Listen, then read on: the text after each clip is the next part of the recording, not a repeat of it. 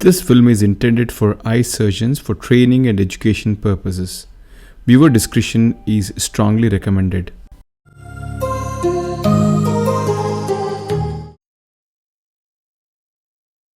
Hi, let me take you through a case of intraoperative zonular dialysis and let's see how it could be managed. This is a 70-year-old lady with a presumed posterior light cataract. I'm going to start the video after the rhexis is being done. My original plan was to have an oval rhexis with the longer axis of the oval being in the same meridian as the incision so that access to the epinucleus is going to be very easy. It is oval, but unfortunately the area under the rhexis is not long enough in the meridian, but otherwise the rhexis looks to be alright. Now the standard protocols for PPC are being followed here. No hydrodissection, only hydrodelineation, and the soft nucleus is broken down into 4 quadrants and it's aspirated out. The challenge really happens during the epinucleus removal where I could manage to deal with the distal half of the epinucleus, but I'm finding it difficult to engage and aspirate the subincisional epinucleus. Well, this is to be expected, and that's the reason if you have an oval rhexis with the longer diameter of the oval being near the incision, we have an easy access to it. But unfortunately in this case that was not to be. One of the tricks which we have to deal with this is to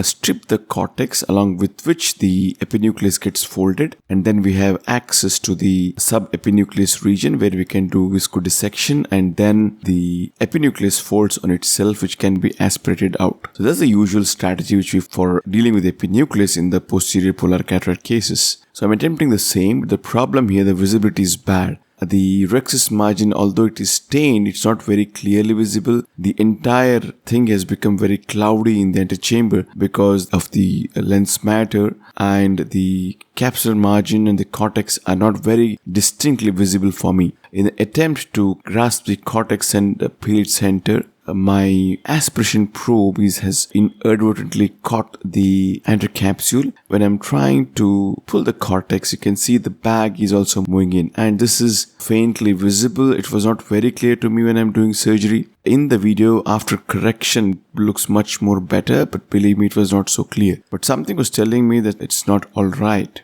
I put the reflex button and leave it again, and then try to go back and catch the cortex. This time I'm just catching the cortex and pulling it. Still the bag is moving down. So this is a clear-cut sign that an intraoperative zonular dialysis has already happened now. Still a lot of lens matter, especially the epinucleus and the cortex is still there. I need to deal with this.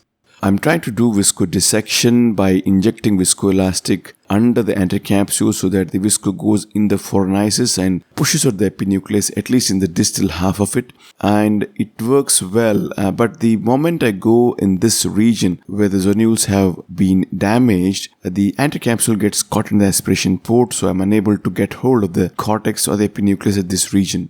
So initially I'm just trying to separate the cortex epinucleus from the capsular bag by irrigating first with the irrigation cannula itself. Then I'm going in with my hydrodissection cannula and trying to pass fluid between the anterocapsule and the lens matter and try to separate them. But both these maneuvers fail to achieve the goal.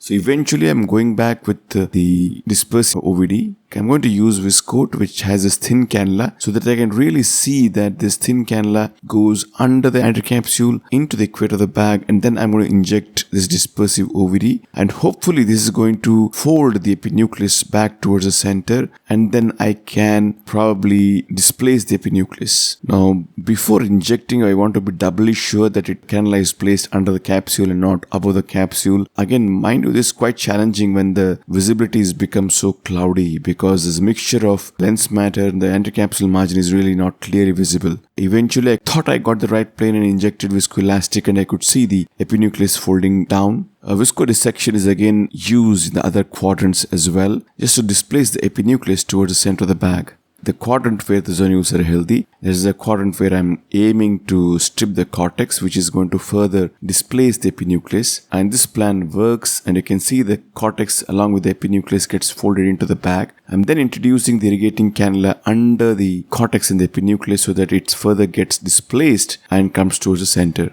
Now we have a situation where a majority of the epinucleus has folded on itself, meaning that it is free from its attachment to the capsular fornices. So now is the time to passively irrigate it out. So I'm carefully going through the main wound, depressing it, and then introducing my irrigation cannula under the anticapsule in the area where the zonules are affected, then going under the cortex in the epinucleus and then just holding it there. The fluid traverses behind the lens matter and pushes all the lens matter out of the bag. Once the lens matter is displaced out of the capsular fornices into the antechamber, it's easy to express out with just viscoelastic. HPMC is used and the posterior lip of the main incision is depressed so that the lens matter, which is a combination of epinucleus and a little bit of cortex, is expressed out. Some of the cortex which is there in the quadrant where the zonules are healthy are first dealt with. Now, care is to be taken because there is an area of zonular dialysis here. There's always a risk of fluid percolating behind the capsular bag and then causing positive pressure, that is some sort of a misdirected fluid syndrome which can push the posterior capsule up. So we also have a higher risk of posterior capsule tear during cortex aspiration because of the misdirected fluid, so one needs to be aware of it. Although this area is now tamponated with OVD, but still that's a possibility. As soon as the bag becomes empty of OVD, we can see that the area where the zonules have been damaged causes the bag to appear as D-shaped. Once the bag is reformed, it regains a circular configuration. So time to put in the CTR. The bag is inflated with cohesive OVD, that's sodium hyaluronate, and the CTR size 11 to 13 mm is gently dialed into the bag. The moment the CTR goes in, the shape and configuration of the capsular bag is retained and the capsular axis now looks oval. Before putting in the lens, I just want to deal with the small cortex which is there here. And now it looks fine, the bag is clean, time to put in the lens. A preloaded hydrophobic acrylic lens is being inserted into the bag. And once the lens goes in, time to aspirate the OVD both in front and behind the bag.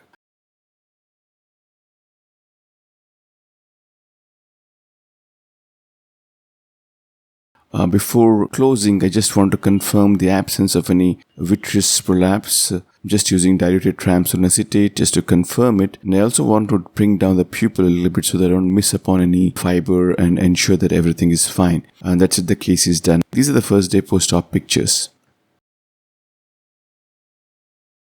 To summarize, intraoperative zonular dialysis happened in this case because obviously the cortex was very sticky, and since we had not done hydrodissection, because we're treating this as a postpolar cataract. But the lack of good visibility is the reason why I ended up catching the anticapsule, and that led to these intraoperative zonular dialysis. Early detection and timely intervention saved the day for us. It's important to diagnose this as early as possible, and when we catch the anticapsule, the bag itself is coming along. Suddenly there's a very clear zone which we can see here. So whenever this happens, this has to raise the alarm that probably the bag also is coming out. This intraoperative zonular dialysis, when you're trying to struggle with the epinucleus in the cortex, is possible, especially when the rhexis is small and the visibility is compromised, and versa when the anticapsule is not stained. This can be very tricky to diagnose. So once we diagnose it, I think using viscodissection to separate the cortex and the epinucleus from the fornix, this viscoelastic also helps to keep the bag formed until all the lens matter is dealt with. Later on, inserting the CTR and putting in the lens is going to be quite easy. Obviously, first thing to do was this is a preventable complication if you're a little bit cautious and